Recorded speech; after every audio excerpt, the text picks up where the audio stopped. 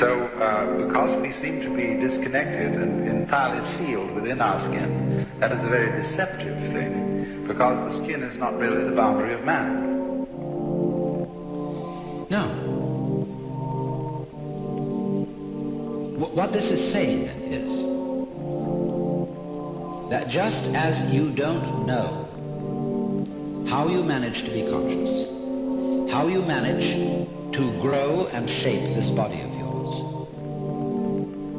that doesn't mean to say that you're not doing it.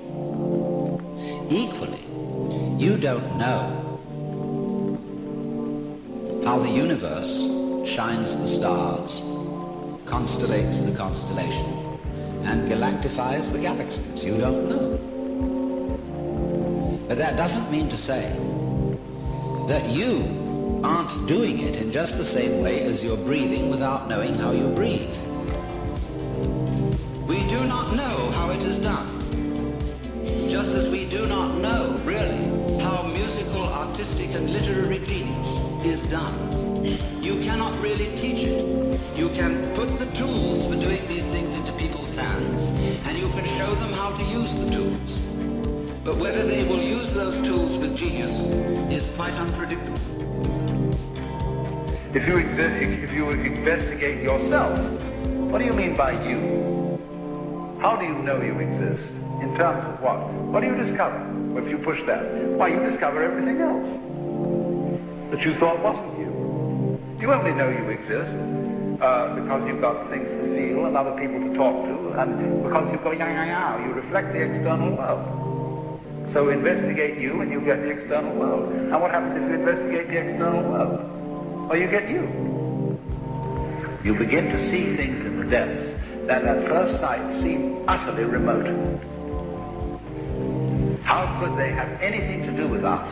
They are so far off and so unlikely.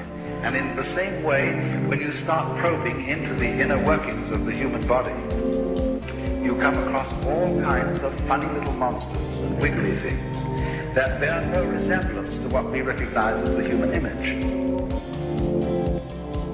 But what worries us is that when we're dead, there could be nothing at all forever. As if that was something to worry about. Before you were born, there was this same nothing at all forever, and yet you happened. And if you happen once, you can happen again.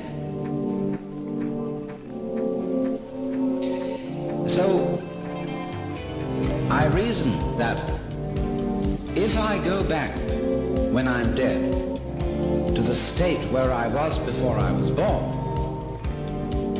couldn't I happen again? You know, what has happened once can very well happen again. If it happened once, it's extraordinary.